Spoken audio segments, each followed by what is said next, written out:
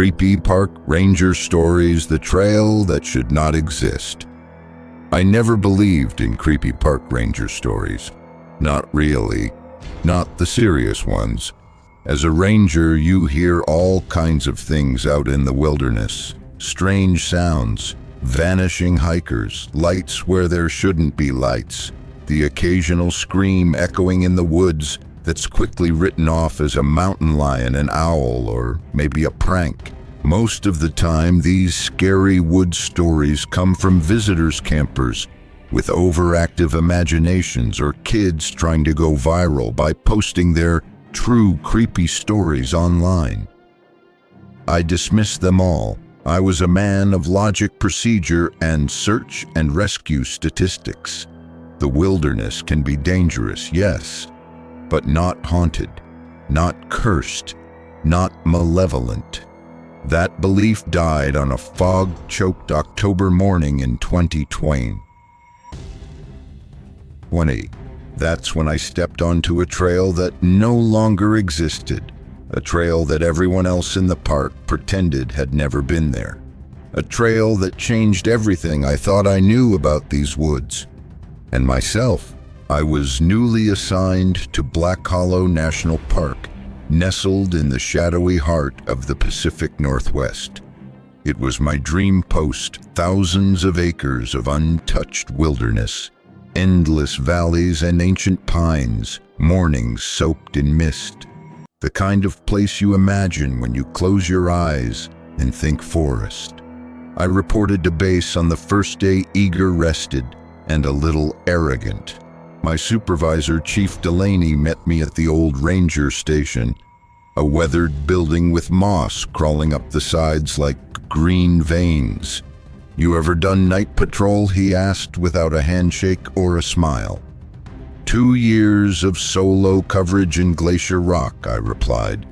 Handled wildcat storms, even a couple of drunks with guns. I can manage. He stared at me silent for a few seconds, too long. "Well," he finally said, "let me give you some advice. Don't stray off the marked paths. Don't trust your compass after sunset. And whatever you do," he paused, "don't go looking for Whispering Trail." The way he said it gave me pause. I chuckled nervously. "Is that one of those Reddit horror stories or something?" His face didn't move. "Just stay away," he said, turned around and walked back inside. That was my introduction to Whispering Trail. Not a trail on any current map, not one listed in our maintenance logs or weather reports. Just a name whispered, then buried, until I found it. 3 weeks into the job, I was doing a sweep near the northeast border, an area rarely visited due to deadfalls and washed-out footpaths. My GPS glitched briefly, and I ended up further east than I planned. That's when I noticed something odd. A stack of stones stood in the middle of the path, 7 rocks of varying size stacked with unnatural precision. No signs of recent hikers in the log. No campsites nearby. It hadn't rained, but the top stone was slick with moisture, almost like breath. Something about the symmetry made my stomach tighten. I radioed it in, found an unmarked cairn on Trail 9. "Looks new." Delaney's voice crackled back a moment later. "Don't touch it. Finish your sweep and get out of there." He didn't ask for GPS coordinates. He didn't ask for photos. That night outside the cabin, I found another stack of stones. Same shape, same number, sitting silently by my front step like a calling card. No footprints, no wind, just 7 stones and the silence of the woods pressing in. The whispers began the next night. They came just after midnight, faint, distant, but unmistakably voices. Too low to understand, too real to ignore. I thought it might be the radio left on. It wasn't. I thought maybe it was a prank. But when I stepped outside into the fog, flashlight in hand, there was no one. Only another cairn. This time the rocks were arranged in a spiral. I didn't sleep, and I didn't report it. Who would believe me? The next morning, the stones were gone. 2 days later, a pair of experienced hikers disappeared. They signed in at the north gate but never reached the first checkpoint. When we searched the area, we found their gear, backpacks ripped open like something had clawed through them. Tents, shredded, food untouched. There were no signs of struggle, no blood, no human tracks, only a set of marks leading into the tree line, deep gouges curved sharp, spaced like talons. And beside them, another stone formation, 7 stones. This time one was smeared red. Delaney saw it and turned white. "We don't talk about this," he muttered, then ordered everyone to sweep back. I couldn't stop thinking about it. The hikers, the rocks, the voices. I started digging old reports, archived ranger logs, anything with the word Whispering Trail. I found 3 references. 1981, a group of campers reported chanting in the woods and fled their site. 1993, a ranger left mid-shift and never returned. His compass was found spinning at the base of a tree. 2008, the trail was officially closed due to erosion, but no photos or geological notes existed to explain it. Just the same pattern, whispers, vanishing, stone stacks. I knew I should leave it alone, I should follow the rules, but something in the back of my head, or maybe behind it, wouldn't let me. A pressure, a voice, a hunger. So I went back. Just before dawn on October 18th, I left a fake route in the logbook and hiked east. I used a paper map, ignoring my GPS. The trail was still there beneath years of overgrowth. The trees seemed tighter here, darker, as if they leaned in to watch me pass. After the first half mile, my compass stopped working. After the second, the forest went silent. No birds, no wind, no insects. Just the sound of my breath and the crunch of dead leaves beneath my boots. I knew I was on the Whispering Trail when I found the sign, rotted wood nailed to a twisted pine, the letters barely visible, W.W. Ispnru-eng, and beneath it a spiral of stones. I stepped over them. I wish I hadn't. Everything changed after that step. The forest grew darker, but the sky didn't. It was like the light itself refused to fall here. My flashlight flickered through the batteries were new. The air felt heavy, not with heat, but with something else, like expectation. That's when I saw the first figure, far off between the trees. Pale, still, tall, not a bear, not a person, just watching. I called out, no answer. I stepped forward, it vanished. I turned back, the trail was gone. No markings, no rocks, just wall after wall of trees. I was alone, or maybe I wasn't. That's when I heard it close this time. The whisper. Not voices anymore, just one, clear, right beside my ear. Keep going. And like a fool I did. The deeper I went, the more the forest shifted. I don't mean figuratively, not like the mood changed or things felt off. I mean the trees actually moved. I'd turn around to check my back trail and the landscape would be different. A stump that was on the left was now on the right.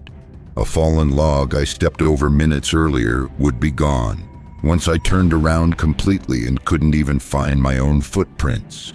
The damp forest floor, thick with rot and moss, looked untouched, like I had never been there at all. At some point, I stopped checking the compass. The needle hadn't stopped spinning since I crossed the stone spiral. My radio was nothing but static, and my GPS kept glitching into coordinates that didn't exist. I was walking through nowhere, and yet I wasn't alone. Every few minutes, I'd catch movement out of the corner of my eye, something white and long, slipping silently between the trees. It never made a sound, Not a twig snapped, not a leaf rustled. It moved like fog. But the worst part wasn't seeing it. The worst part was knowing it saw me. There's a moment in every true scary story when the protagonist realizes they've passed the point of return. For me, it came when I found the cabin. It was old, decrepit, half-sunken into the earth like the forest had tried to swallow it whole. The door hung open, swinging slightly, even though there was no wind. I should have turned back, but I didn't. Not then. Inside, everything was coated in a layer of ash-gray dust. Shelves collapsed inward. A shattered lantern lay in a corner. The floorboards groaned even under my cautious steps. There was a single chair in the center of the room, and stacked on the seat were 7 stones arranged vertically. On the wall behind it, someone had carved symbols into the wood. Sharp, jagged lines, repeating spirals, interlocked circles, and what looked like eyes, all open, all watching. I took a photo with my phone. The screen flickered once, then shut off completely. Behind me, the door creaked closed. I spun around, heart thudding, and grabbed the handle. It wouldn't budge. From outside, I heard movement, slow, deliberate. Something was circling the cabin. I backed away from the door and looked for another exit, a window maybe. That's when I saw the message carved into the inside of the door, something I hadn't noticed before. 4 words gouged deep into the wood. It knows your name. I don't remember falling asleep, but I must have, because I woke up on the cabin floor with a pounding headache and dried blood on my temple. It was darker than it should have been, like the sun had vanished instead of set. I was alone, or so I thought. Then I heard the whisper again, but this time it came from inside the room. I turned slowly. There, crouched in the corner like a spider in wait, was a figure, long limbs bent at impossible angles, skin as pale as bone, no mouth, no nose, just 2 sunken holes where its eyes should have been. Except they weren't empty. They shimmered, wet, reflective, human. It tilted its head at me, and in my own voice it said, "You shouldn't be here." I scrambled back, slamming into the wall, heart hammering. But when I blinked, it was gone. No footsteps, no sound, just me and the cold. I left the cabin at dawn, if you can call it that. The sun never rose fully in this part of the forest. The light was dim and blue and wrong. I ran. I didn't care about bearings, didn't care about the trail. I just ran, and the forest moved with me. Trees shifted behind me, branches curled inward, closing off escape routes. I just passed. The path narrowed, the air thickened. Whispers rose all around, dozens of voices merging, separating, crying, laughing. Some called my name. Some used voices of people I knew, my mother, my old partner, my childhood friend who died in a boating accident. I covered my ears. But the voices came from inside now. They didn't want to kill me. They wanted to keep me. After what felt like hours, maybe days, I broke through the tree line. I collapsed onto an old service trail that hadn't been used in decades. My knees were bloody, my shirt torn. My boots were soaked through with something black that smelled like rot. The moment my skin hit that old gravel, the whispers stopped. Just like that. Silence. Normal silence. Wind, birds, distant trees creaking. I crawled for another mile before someone found me, a junior ranger on patrol. He said I was barely breathing, said I looked like I hadn't eaten in a week. I'd been gone for 6 hours. To me, it felt like days. They took me to the hospital. The doctor said I was dehydrated, disoriented, in shock. But they didn't find anything else. Nothing broken, no scratches, no signs of attack. Only the rocks. Inside my backpack, which I hadn't touched since I entered Whispering Trail, were 7 stones wrapped tightly in a shirt I didn't remember packing. They were warm, and they whispered when no one else was in the room. I never went back to Black Hollow. I left the Ranger Service 6 months later, moved to a small town, changed my name. But sometimes when I walk near the woods behind my new home, I find stone stacks waiting by the tree line.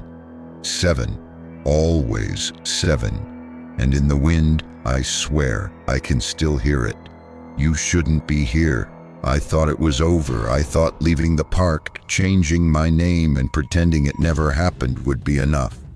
But it wasn't. Not even close.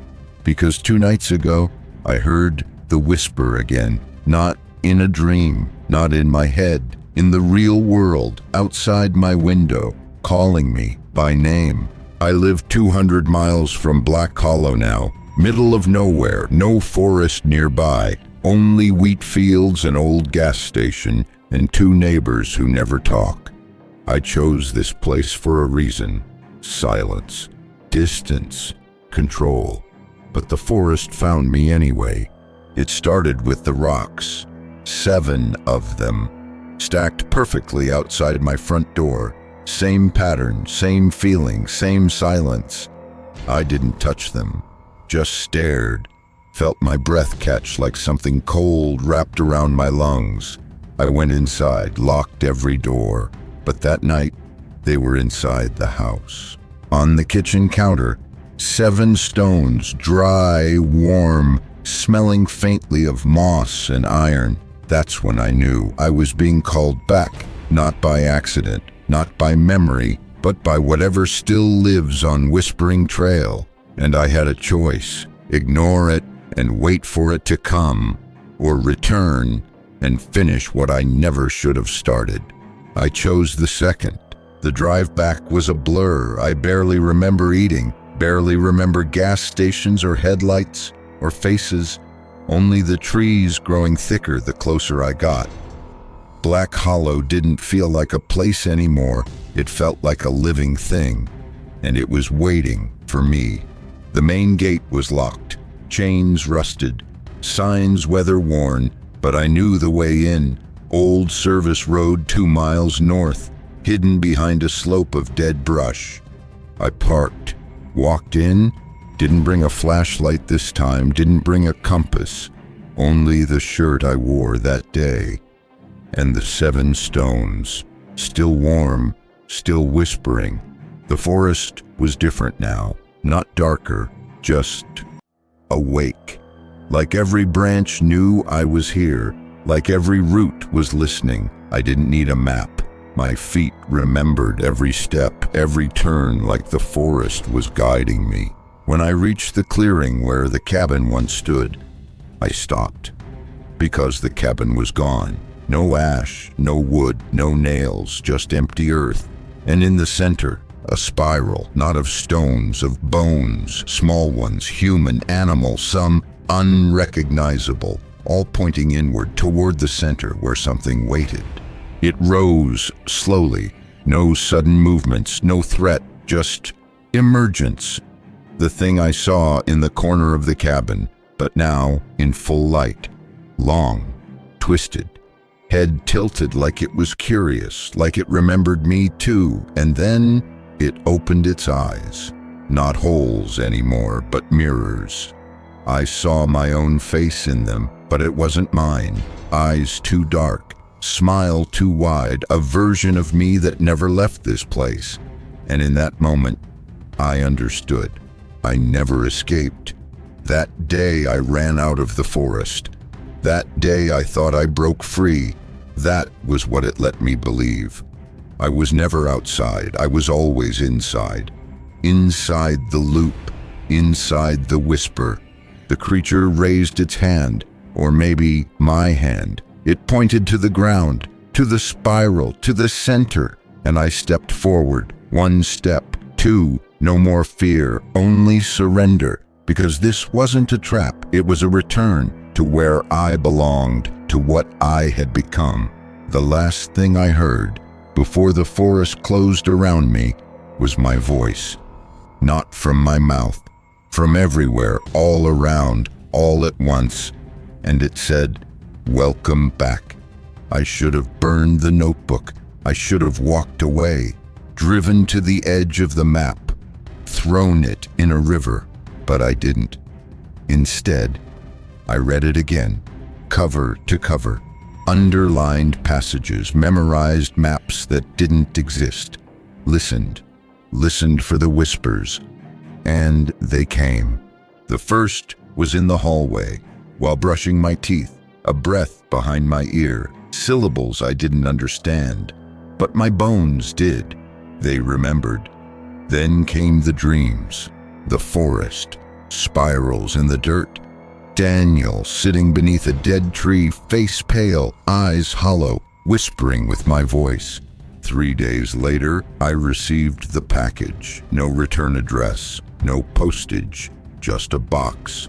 Inside a cassette tape, an old one, labeled Trail Recordings or OCT 19 D. Reese. There's no working tape deck in the station, so I drove 40 minutes to a pawn shop, found one, hooked it up, pressed play, and the moment I did, I heard myself. "This is not a recording." The voice on the tape whispered, "You are not outside. You never left." I yanked the tape out, heart pounding, fingers shaking, but the whisper didn't stop, because it was still playing. Even without power, even without speakers, the whisper was now inside me. That night I packed a bag, water, knife, flashlight, map, notebook, and one more thing. The 7 stones, still warm, still whispering. I left at 2 a.m., didn't tell anyone, didn't need to, because I knew exactly where to go. I didn't choose this, but I wasn't lost. I was being summoned. I reached the tree line before dawn. Black Hollow stood quiet, too quiet, like the trees were holding their breath, like the soil remembered my steps before I even made them. I passed the old service road, turned toward the unmarked trail, the one the others pretended wasn't there, whispering trail. I stepped onto the dirt, and the wind stopped. My flashlight flickered, then died. Of course, I didn't need it, because the spiral was waiting for me, not made of rocks, not of bones this time, but ash, fine and gray, still warm, still breathing. I stood at its edge, and the ground whispered, "Step inside," so I did. 1 foot, then the next. I followed the spiral, inward, deeper, breath slow, heartbeat loud. The forest didn't move, but the world bent, colors twisted, sounds stretched. And suddenly, I wasn't alone. He was there, Daniel, or something wearing his face. His eyes were mirrors, just like in the notebook, just like the creature. But now, there were others standing behind him. Dozens, maybe hundreds, all wearing the same face. Mine. Every version of me that never left. Every me that answered the call. They raised one hand, in unison, and whispered, "Now you remember." I screamed, but no sound came. I turned to run, but the spiral had disappeared. The forest now a maze, the sky black.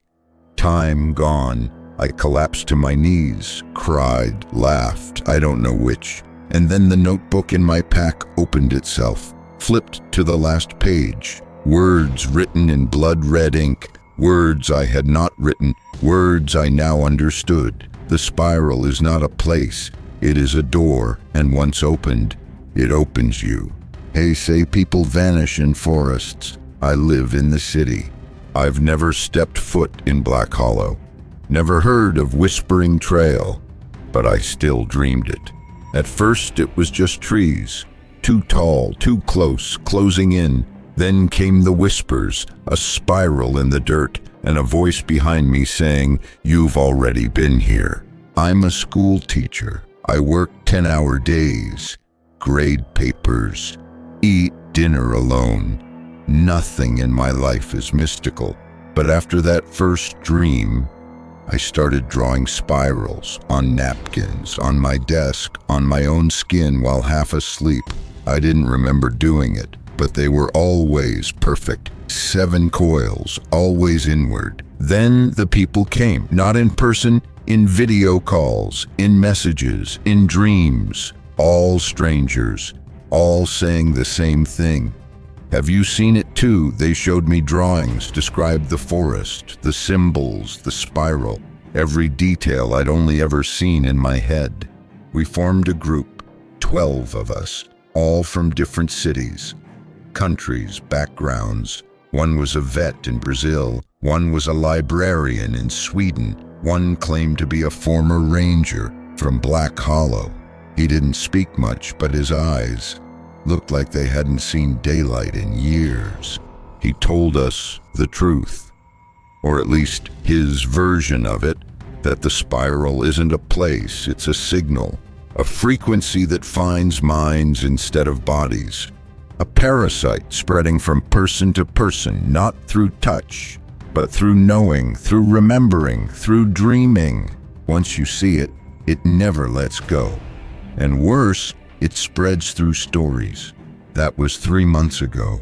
Half our group has gone dark. One left a voicemail before vanishing. I found the spiral carved into my wall. It wasn't there yesterday. They're here now. I still teach, still pretend to sleep, but I haven't really rested in weeks. Every time I blink, I see the trees. Every time I exhale, I hear the wind whisper a name. Not mine, but familiar. Daniel Reese. And last night, I woke up with dirt on my feet.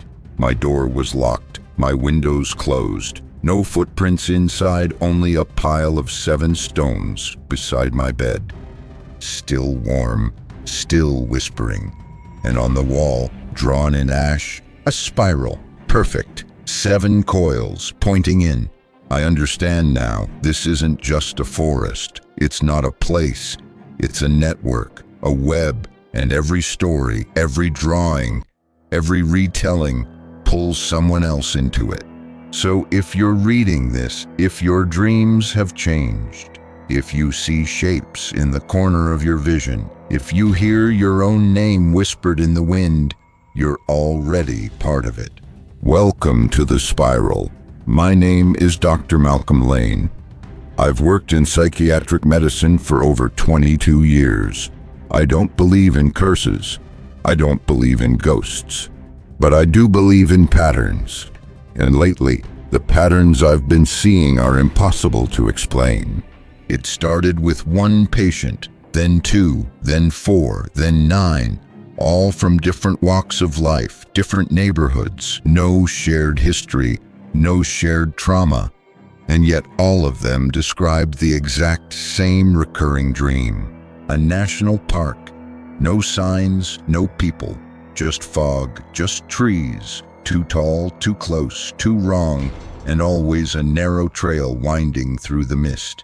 It's not on any map, one of them whispered, but it whispers to me.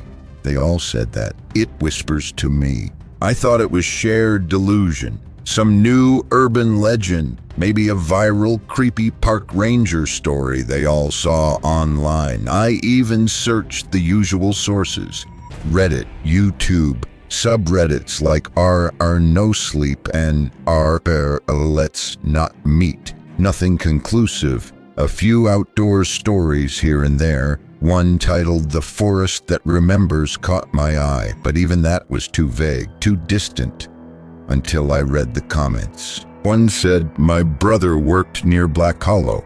He disappeared in 2020. We found 7 stones in his tent." Another, "I dreamed of Whispering Trail before I ever heard the name. It's real." And another, "The more you read, the more it knows you." I closed my laptop, locked the office, and canceled appointments for the day. But it was already too late, because that night, I dreamed it too. At first, it was just mist, cold, heavy, then the trees, then the sound, a hum, low, constant, like the earth was breathing, and in the center of the woods, the spiral. Made of ash, bones, or stone, I couldn't tell, but it was waiting. I woke up gasping, sweating, and on my nightstand were 7 small rocks, balanced, warm, still damp. I live on the 12th floor. No balcony, no plants, no visitors, and yet, there they were. I didn't go to work the next day. Instead, I reviewed every patient session from the past 6 months, cross-referenced phrases, mapped speech patterns, and saw the truth I didn't want to believe. The spiral was spreading, not through blood, not through location, but through awareness, through storytelling. Every time someone told me their dream, I became part of it. It is not trauma. It is transmission. It is not folklore. It is infection. Every true creepy story passed down, every scary horror story retold online, every whisper repeated.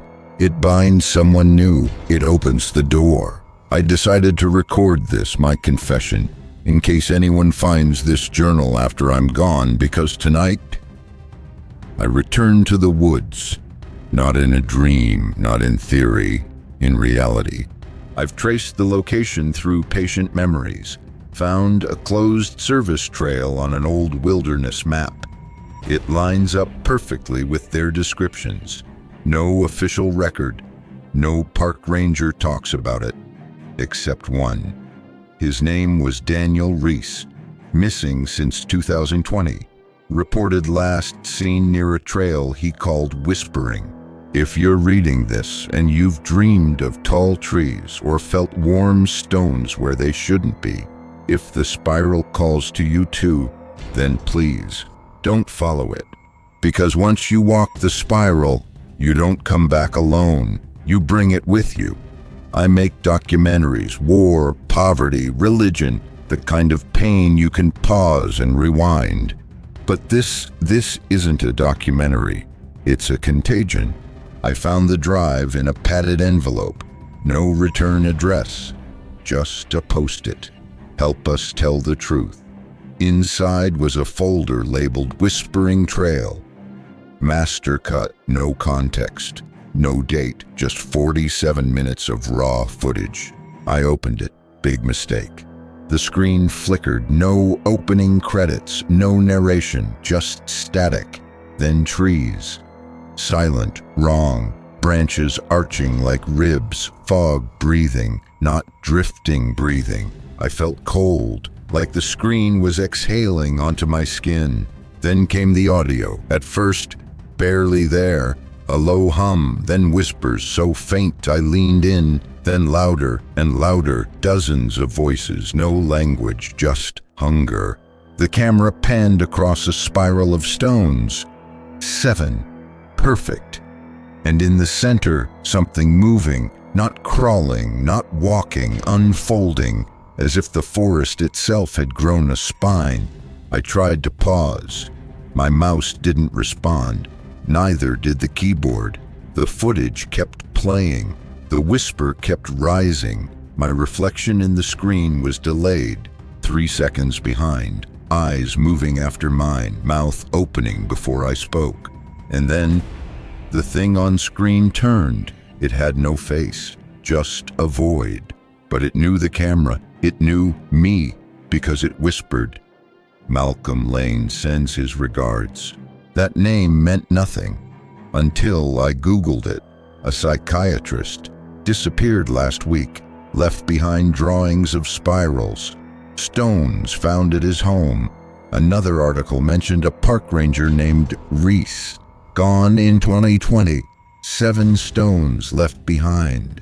I ran to unplug the hard drive. It wasn't there, gone, like it had never been, but the screen was still on, still playing, and the forest was now my room. The walls had bark, the carpet was moss, the corners pulsed, and the spiral. It was in my mirror. I vomited, collapsed, woke up on the floor 6 hours later, except it wasn't morning. It was gray, timeless, and behind me on the wall, written in soot, "You filmed it. Now they'll see it." I checked my camera. New footage. I didn't shoot it, but there it was. 47 minutes, a spiral, trees, a figure, and my voice whispering, "Let them know."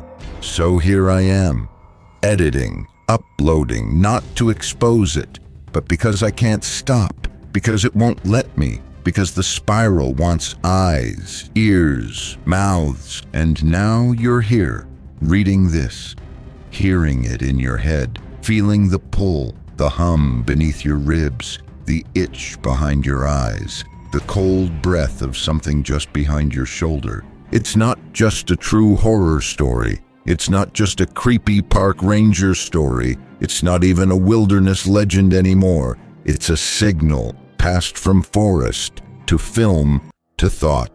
Now it knows you, and you know it. Welcome to Whispering Trail. You can't unwatch. You can't unread. You can't forget. Because now, you're part of the footage. Tagline: not every scary story stays in the screen. It started as just another creepy video on Reddit, a thread titled "This footage was found after the filmmaker vanished. Do not watch to the end." Classic bait. I'd seen hundreds of these. I live for true scary stories, scary horror stories, the kind that make your spine tingle. I run a channel where I react to wilderness stories, creepy park ranger stories, and stuff from our Let's Not Meet. But this one was different. It wasn't loud, it wasn't bloody, it was quiet. Too quiet. A forest, still, fog hanging like cobwebs in the air. The only sound was wind. Except it wasn't wind, it was breathing. I watched, and something watched back. At first, just a flicker, a figure between the trees, then the spiral. Ash, bone, stone, whatever it was alive.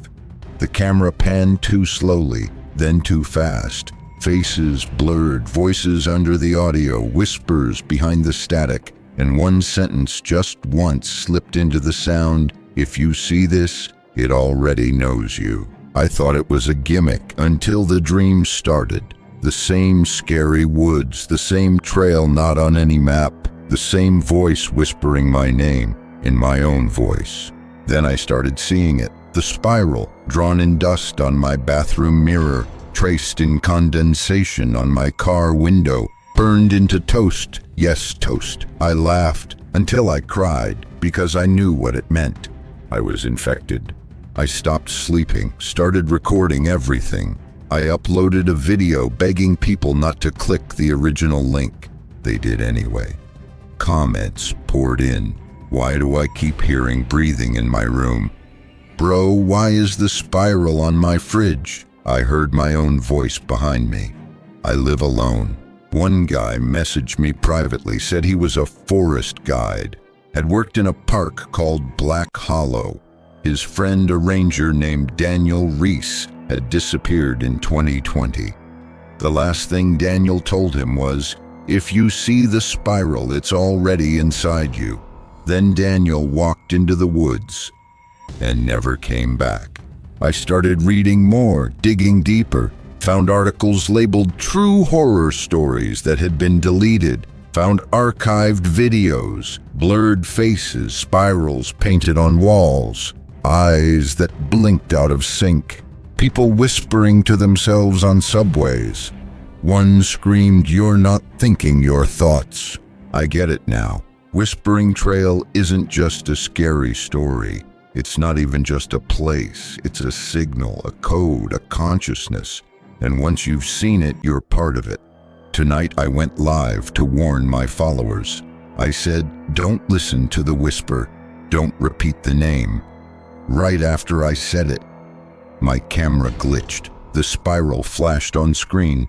My stream kept running even after I shut my laptop. I unplugged the power. It stayed on. I went to the mirror, and I wasn't blinking, but my reflection was. I wasn't breathing, but I heard breathing behind me, and the spiral, it was in my eyes. So if you're watching my video now, if you're reading this transcript, if you're hearing whispers that match your voice, it's too late. You didn't just hear a true creepy story. You didn't just watch a scary horror story. You opened a door, and something walked in. Don't try to run. You're already on the trail. Do you know 666? Some people run from darkness, others marry it. Jane wasn't like most people. She didn't watch true horror stories for fun. She lived them. Every night she fell asleep to creepy stories on YouTube. Narrators with low voices whispering tales of shadow men, forest disappearances, park rangers who never came back. The kind of scary horror stories you find buried deep in Reddit threads, titled "Let's Not Meet." Outdoors stories you weren't meant to hear. Wilderness stories they tried to delete. Jane wasn't scared anymore. She was obsessed. And then something changed. She started feeling watched. At first it was just a tingle at the back of her neck. Then came the shadows, not from the corner of her eyes, but from the mirror, standing behind her reflection, unmoving, unblinking. She called the police 3 times. Each time they came, each time they found nothing. They stopped believing her, told her to take a break from the internet, told her she was imagining things. But Jane knew she wasn't imagining. Something had followed her out of the stories. Something was now inside her walls. And one night, it left her a message.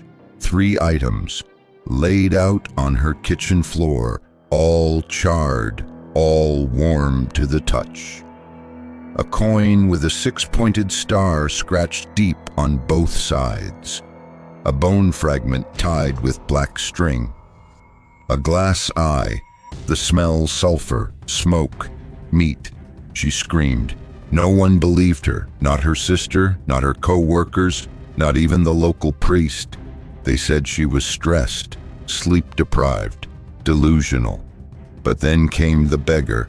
He sat outside her apartment building, covered in layers of ash and cloth, eyes milky, mouth too wide. He whispered to her as she passed, "You've been seen, girl. It's marked you." They never believe, not until the rot begins. She froze, turned. "What do you mean?" He smiled. "A row of missing teeth and blackened gums. You touched the seal, the 3 are the mark. Only one way to stop the spiral now. You don't break the curse, you marry it." He gave her a torn page, yellowed, greasy, handwritten in red. It read, "To stop being hunted, you must become the hunter's bride. To silence the spiral, you must echo it with your own vow. To be unseen by the dark, you must feed it first." The beggar told her what to do, what he had once done, a ritual, a pact, not with God, but with Satan himself. The contract required blood, not hers, but from those lower on the food chain. Each month on the 6th day, she had to offer 6 cat hearts, 6 dog livers, 6 pairs of eyes, any species, always multiples of 6, always burned beneath the full moon, always alone. If she missed a month, the spiral would return, louder, hungrier, hungering for her. She didn't want to believe him, but that night, she found a dead cat on her bed. Its heart gone, its eyes melted, and on her wall, scratched into the paint with something not human, 1 month, "Jane, you belong to me now."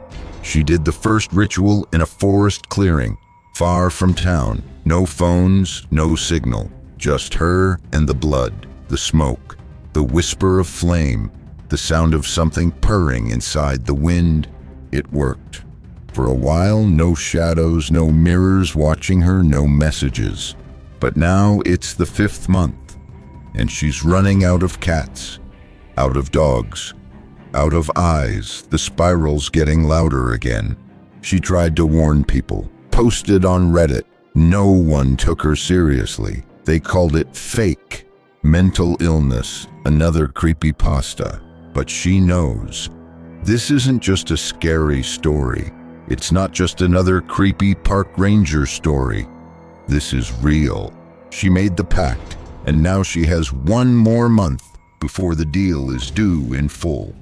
The beggar's final words haunt her. If you ever miss a month, he doesn't take your heart. He takes your mind and lets you live in it. So if you see James wandering your street, eyes too wide, hands trembling, carrying a small bag that smells like iron, don't ask, don't follow, and whatever you do, don't look inside. Because if you see the seal, if you hear the whisper, if you read this far, then maybe you're already next. You think she was crazy. That's how it begins. We broke up a year ago, James and I. She said I was too normal, too boring. I said she needed help. She was obsessed with creepy stories, would fall asleep to scary horror stories on YouTube. Her phone always playing some wilderness tale or stories from Reddit where park rangers disappeared into thin air. She thought the spiral was real. I thought she was spiraling. Until last week. They called me from the morgue, said a woman was found wandering the edge of Black Hollow. No ID, clothes soaked in blood, whispering the same 3 words, 6, 6, 6. They needed someone to identify her. It was James, but barely. Her eyes were vacant, mouth cracked dry. She didn't blink when I called her name, didn't flinch when I touched her hand. She just stared at something I couldn't see. They said she couldn't speak anymore, only whispered, only at night, and only to her reflection. I took her things home, a bag, torn hoodie, and a notebook, wrapped in cloth soaked with what I hope was candle wax. Inside were pages and pages of frantic handwriting, drawings of spirals, symbols, lists of numbers, over and over. 6 hearts, 6 livers, 6 pairs of eyes. Do not miss a month. He comes when the spiral breaks. I thought it was madness, until I saw the last page. It wasn't written by her. Different pen, different style. It said, if you're reading this, you're next. I slammed the notebook shut, laughed nervously, threw it across the room. But that night, I found it back on my pillow, open to a new page. She gave you the burden. You are the vessel now. Begin the offering. I didn't sleep. I drank. I tried to forget, but the dreams came anyway. Fog, trees, a whispering trail, and James standing in a spiral of flame, eyes burned black, voice low and wrong. You didn't believe me, now you'll understand. I woke up with blood under my nails. My cat was gone, just gone, no fur, no trace, only a warm spot where she used to sleep, and a small pile of stones, 6 of them. Tonight, there are 7, arranged in a circle, still warm, still pulsing. I called the police. They asked if I was on anything. Said they'd send someone. No one came. I looked up old forums, creepy park ranger stories, outdoors stories, old let's not meet threads. They're all connected, all leading back to one word: spiral. And now I see it everywhere, in steam, in leaves, in my coffee, in the mirror behind me. It's always behind me. So here's my message to whoever finds this. James wasn't crazy. She was chosen, and now so am I. I don't know what happens next, only that it's coming. If you hear whispering, if your pets go missing, if your reflection moves before you do, don't ignore it. Run, maybe, but there's nowhere it can't follow. Because once the spiral sees you, you're already inside it. You think it ends with animals.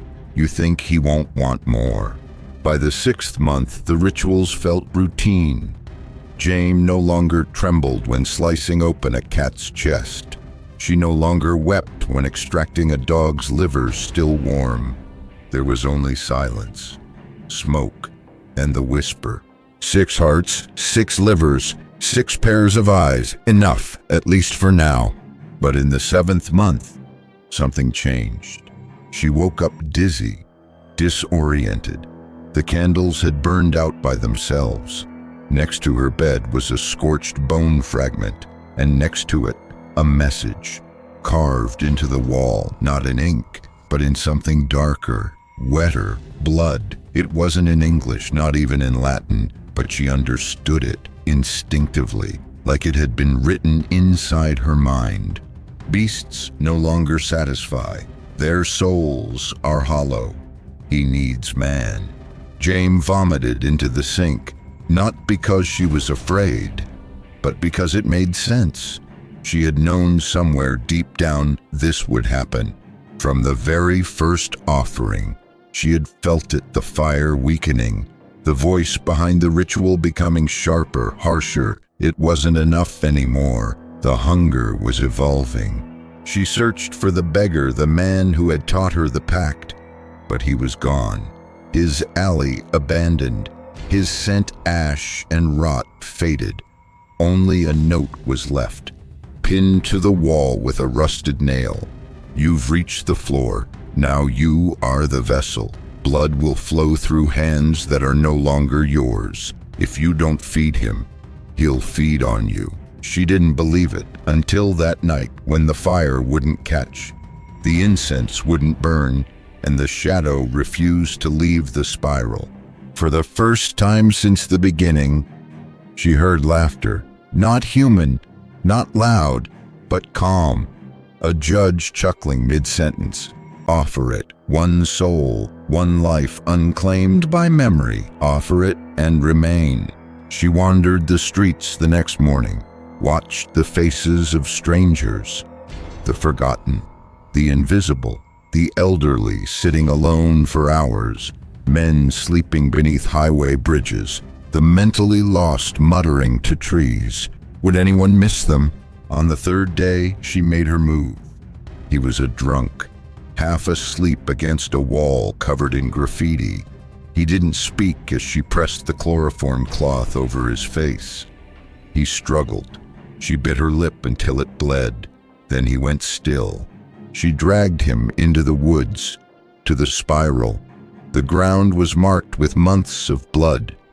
The trees leaned forward as if listening. She began the ritual, 6 circles around the altar, 6 syllables from a language she didn't know, 6 drops of her own blood on his brow, then the blade. But nothing happened. No smoke, no heat, no voice, just silence. She stared at the corpse, realized too late the soul wasn't right. The man had been a priest once. She didn't know. His heart had already been promised to another god. His flesh forbidden. Satan wouldn't eat holy meat. The voice came back, not whispering this time, mocking. You serve me garbage. You think I eat like dogs. You think this is a charity. The ground trembled. The trees groaned. The spiral turned black. Hands, human but wrong, rose from the dirt. They reached for her ankles, from beneath the dead body, from the spiral's edge, from beneath her own shadow. She ran, no destination, no direction, just away. From the hunger she had helped grow, from the deal that had no escape clause. She woke the next day in her old apartment, miraculously unharmed, tried to convince herself it was a nightmare, until she turned on her phone and saw the message. Wrong soul. Next time a child. The brightest eyes feed best. Jane collapsed, screamed until her throat bled, but even her scream had an echo now. A second voice, deeper, repeating every word, a half-second late, mocking, mirroring, owning.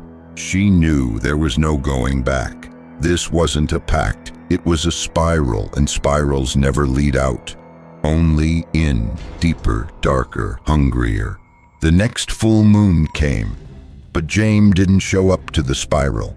She vanished from her job, her apartment, her bank account. No trace, no forwarding address. Only a journal, found in the middle of Black Hollow's woods, soaked in ash and something thicker. Inside were only 2 pages. Page 1. The spiral changes its price. Each deal ends with a new deal. When the flesh runs out, it takes the soul.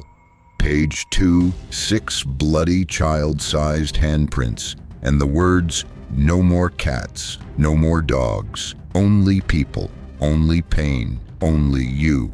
That was the last known trace of Jane. Some say she finally joined the forest, that she became something else, something invisible. Others claim they saw her near a schoolyard last month, eyes wide, voice whispering, carrying a bag that twitched.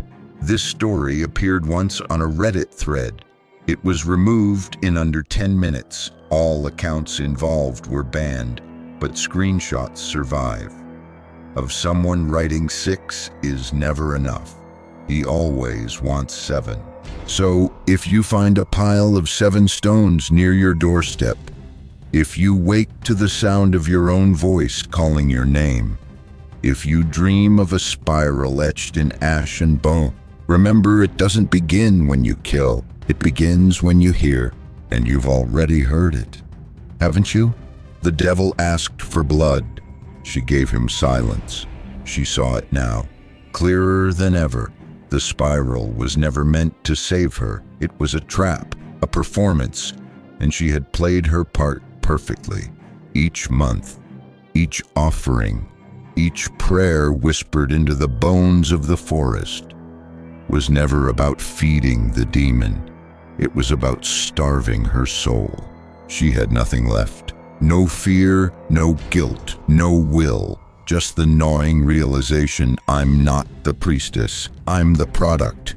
She decided to end it, not by breaking the spiral, not by running, but by giving the only thing left that mattered, her body, not as a sacrifice, but as a refusal. If she could die by her own hands, without completing the ritual, without letting him feed again, she could starve the devil just long enough to seal the spiral closed, at least for a while. She didn't tell anyone, didn't leave a note, only wrapped herself in the same black cloth from her first offering, laid in the center of the spiral, and whispered one last word, no. Then she closed her eyes, pressed the blade to her throat. But fate or something else interrupted. Miles away, a friend had been searching. Derek, a childhood friend, a paramedic, not a priest, not a shaman, not a believer, just someone who still believed in her. He had traced her journals, tracked her phone's dead signal, found her prints on medical supply receipts. He didn't understand the symbols, didn't care about demons. He just knew she was dying, and he wasn't going to let her die alone. He reached the clearing just as the blade touched skin. She had already stopped breathing, heart slowed, body still, but he was trained. He didn't scream, didn't cry. He acted. Cardiac compression, adrenaline shot, defibrillator pads portable. Charge, clear, shock. The spiral flickered, the fire recoiled, the air shuddered. He didn't see it, but James did. In the half space between death and life, she saw him, the one behind the whisper. No horns, no fire, just absence. A hollow mask where a face should be, and behind it mirrors, infinite. Each one showing a version of herself, all consumed, all lost, all serving. He reached for her, fingers like smoke, voice like hunger. You were mine, you died in my name, that seals the vow. But something pulled her back. A shock, a jolt of light, pain, life, science.